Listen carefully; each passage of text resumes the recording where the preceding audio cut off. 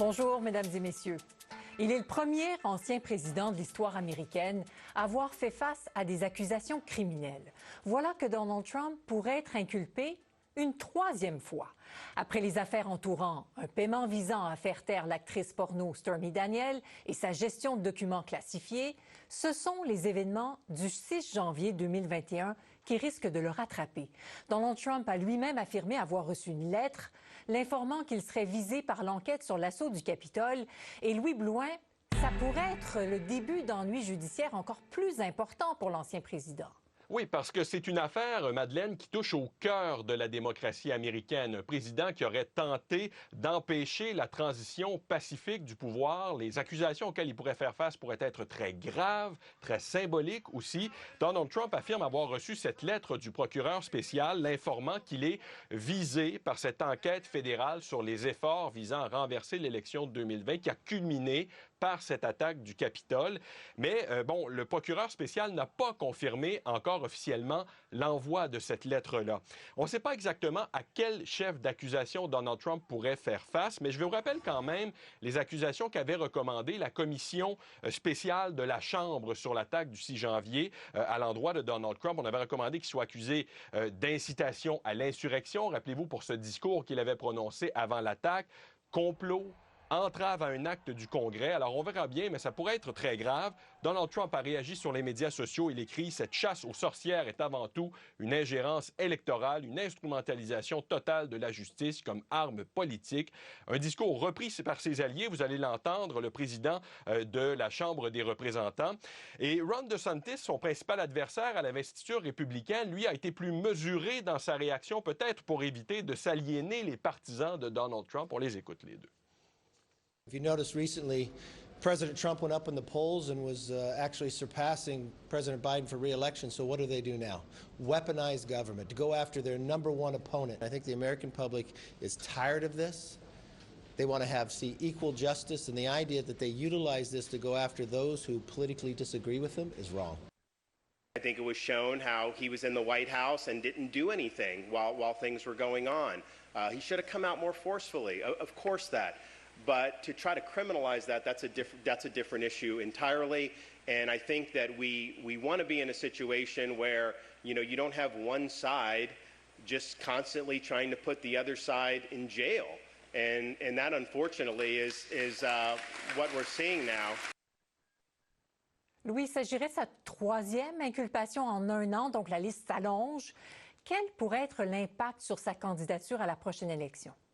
Oui, vous avez raison. Il y a cette affaire des documents classifiés. Il y a ces paiements frauduleux. Il est accusé de fraude en lien avec ces paiements pour essayer d'étouffer des affaires embarrassantes avant l'élection de 2016. Alors, ça fait beaucoup de fronts à défendre, je vous dirais, Madeleine. Tout ça devient lourd à porter. Attendez-vous à ce qu'il tente de repousser les procédures judiciaires. M. Trump, c'est sa stratégie depuis le début, le plus longtemps possible, et peut-être même essayer de capitaliser là-dessus.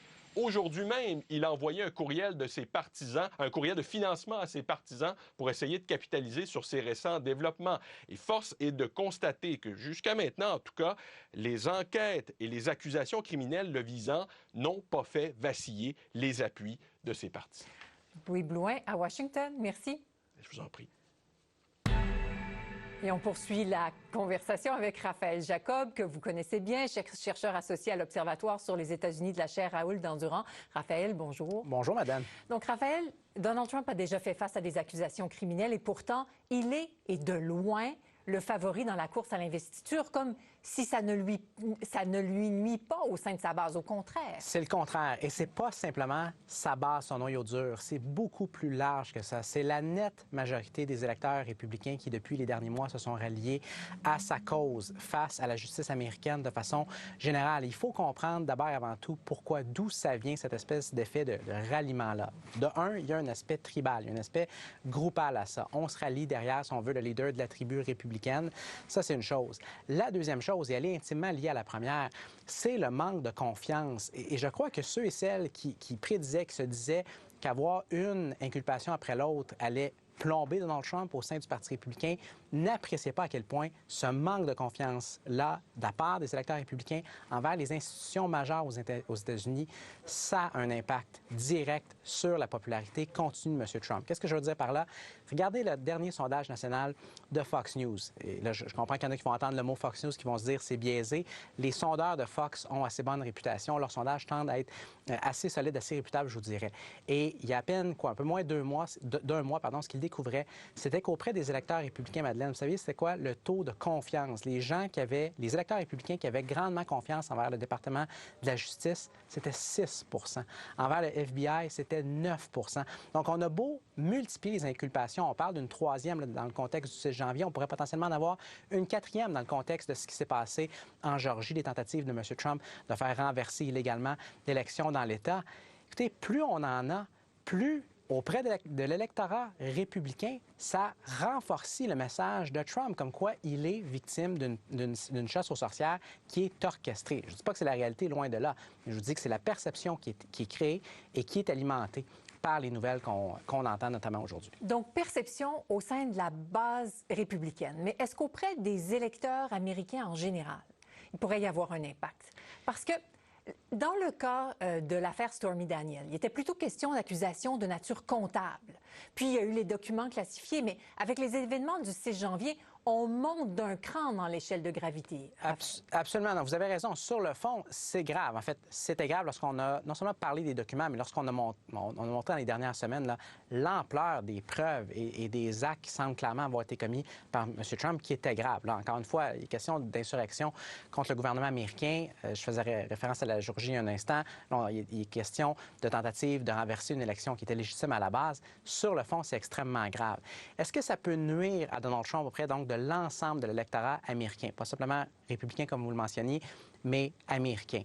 La réponse est oui jusqu'à un certain point. Je crois que ça peut lui nuire dans la mesure où ça lui complique la tâche d'aller rechercher les électeurs plus modérés, plus centristes qu'il a perdus en 2020, comparativement à 2016, là, qui, contrairement à 2016, il a perdu sa campagne de réélection en 2020. Donc, ça lui complique la tâche, je crois, potentiellement, pour aller rechercher ces électeurs-là. Mais est-ce que ça vient miner de façon appréciable le niveau d'appui qu'il a? La réponse, même auprès de l'ensemble de l'électorat américain, c'est non. D'abord et avant tout, je crois, parce que l'opinion publique, au sein, encore une fois, de l'ensemble de la population américaine, elle est très largement... Exactement, elle est très largement cristallisée depuis très longtemps. Donc, ça a beau être très, très grave sur le fond, ce dont on parle présentement. Je vous soumettrai, Madeleine, que c'est loin d'être la première fois, qu'on parle de choses graves autour de M. Trump.